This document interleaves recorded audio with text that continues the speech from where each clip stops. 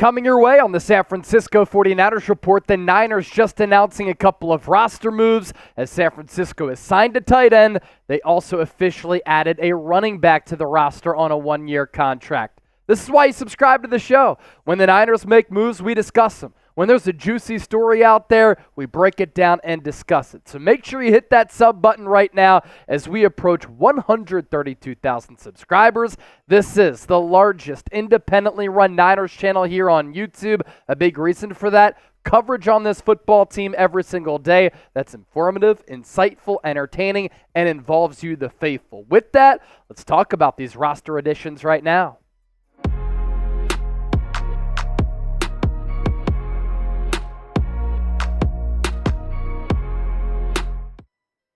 And as many of you know, I'm Chase Sr., but some of you don't know that, so that is my name. This is the San Francisco 49ers Report, and today's show is sponsored by Roan. Get 20% off, roan.com/chatsports. If you're looking to spice up your wardrobe for all of the fellas out there, you can do that just like me with this Roan commuter shirt. The 49ers have signed a tight end, Eric Saubert. He was a fifth-round pick in the 2017 NFL Draft out of Drake, and the Niners just announced they are signing him to a one-year deal. Pretty good size at 6'5", 248 pounds, that fifth-round pick out of Drake. Same round, same draft year as George Kittle. He also ran pretty fast in the pre-draft process like George Kittle did. Obviously, Kittle has become one of the best tight ends in the National Football League. Saubert, on the other hand, he's been a journeyman throughout his NFL career. Goes to show you sometimes the value of those mid to late round picks, but how good San Francisco has been at finding impact players on day 2, day 3 of the draft. It really allows you to build up your football team, and with Kittle, just a player who's turned into a multi-time All-Pro. Last year, he was the best tight end in the National Football League. Saubert has played for a few teams here, a total of 10 of them if you include some practice squads. But he's played in game action: Atlanta Falcons, Chicago Bears, Jacksonville Jaguars, Denver Broncos, Dallas Cowboys, and the Houston Texans. 2 teams in Texas. That's where he played last year in 2023. He's 29 years old. Limited pass catching production and opportunities, but he's a player who is going to be able to contribute on special teams, and he's a pretty solid blocker. Keep in mind that the 49ers did lose Charlie Woerner and Ross Dwelley in NFL free agency, so this is pretty much the replacement plan for that. And even though you're bringing in a tight end here with this news, still think a legit number 2 tight end behind George Kittle is in need. Matt Mayoko, NBC Sports Bay Area, put out an article, I think today, talking about Cam Latu as maybe being that guy. I didn't hate him out of Alabama. I thought Latu played good football at Alabama, and he showed some pass-catching ability at some really good size. He was really bad in the preseason last year, and if it wasn't for that injury, he wouldn't have made the 53-man roster, and I'm not sure he would have been a part of the Niners' plans. And at some point, you have to plan for the post-George Kittle era.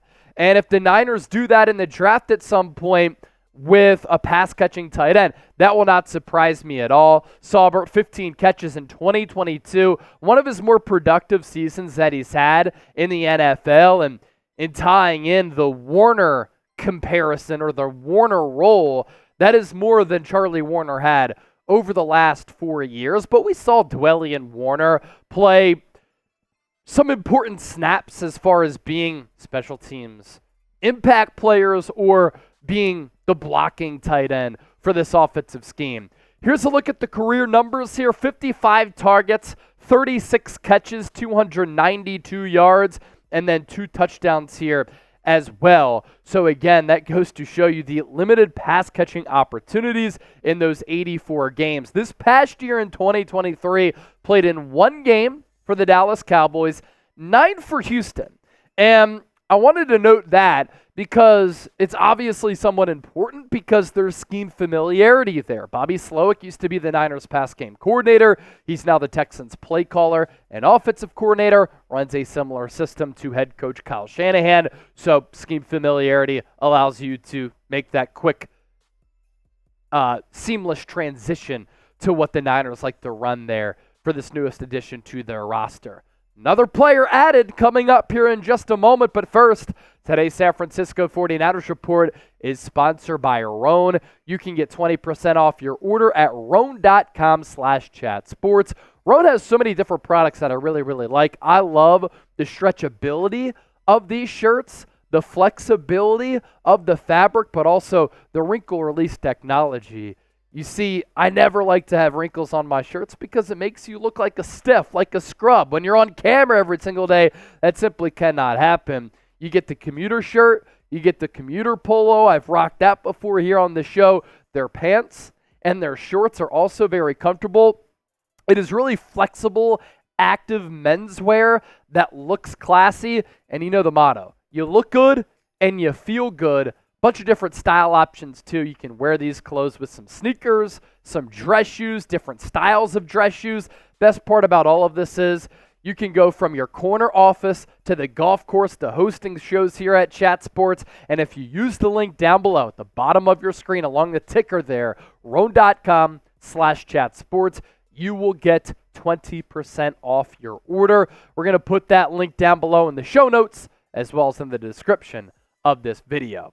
Another roster move here for the Niners, and we talked about this last week, but San Francisco has made this news official here today, and it's the acquisition and the signing of running back Patrick Taylor to a one-year contract. For those of you who did not see that show last week, here's some information on the player. Still young at 25 years old, and in the limited opportunities that he had to run the football from 2020 to 2023. When he cracked that talented Green Bay roster as a UDFA, he has some ability here. Also, some ability to play special teams. So 2 additions to the roster here today officially for San Francisco, both players who can contribute on the special teams area of the football field. Taylor, a UDFA out of Memphis in 2020. Always think it's impressive when you can crack the roster as a UDFA. That means that you're following rules, you're showing up to the building ready to go, you're passing your fitness tests, you're studying film, the coaching staff likes you, and you're doing the little things right, whether it be pass blocking, hustling on special teams, running the football, not coughing it up. If you make the roster as a UDFA. Solid size here for Taylor, 6'2", 217. He's actually the tallest running back that Kyle Shanahan has had as the head coach of the San Francisco 49ers. In addition to the special teams value, he can catch the rock out of the backfield too. Last year played 124 special teams snaps for the Green Bay Packers and only totaled 32 carries for 141 yards. No touchdowns. Has 1 touchdown in his entire career. He has played in a total of 34 games throughout his career, and he's been able to accumulate 261 yards on the ground, 4 yards per carry, and that lone touchdown that I talked about. And his career numbers year by year, with the limited production, you don't hate the yards per carry there. It's hard to gauge how good of a player he is. You really look for some wiggle. You look for some strength. You look for some overall raw ability. And if there is an organization that does a good job of finding ways to maximize running backs, scouting the running back position, developing the running back position, it's been the San Francisco 49ers. You think about all of the running backs that Kyle Shanahan has had since being the head coach in 2017 up until Christian McCaffrey has been here. They haven't had the same running back lead the team in rushing in back-to-back years, yet they're always looked at as a very good team in running the football. And after Christian McCaffrey, there are question marks for who is going to be RB2. Right now, you have Elijah Mitchell slotted in there, but he's literally always injured. Been in the league for 3 years, hasn't been able to stay healthy. I really like Jordan Mason. Runs hard, runs physical, can run through you and over you, has some good getaway speed on top of that, but the Niners clearly don't trust him all that much because they don't play him all that much. Like, you see all that value, okay, why is he not getting snaps? Well, he's dropped some passes when he's had opportunities, and he's struggled in pass pro. And in this offense, Christian McCaffrey, the leader of it in running the football, you have to be able to pass pro. And that's an area where McCaffrey has excelled at, and that's what the coaching staff looks at. And then you have Patrick Taylor in there. as a backup running back on this team. Of course, Kyle Juszczyk, a player who gets some carries here and there too, as the best fullback in the National Football League. Today is Solar Eclipse Day.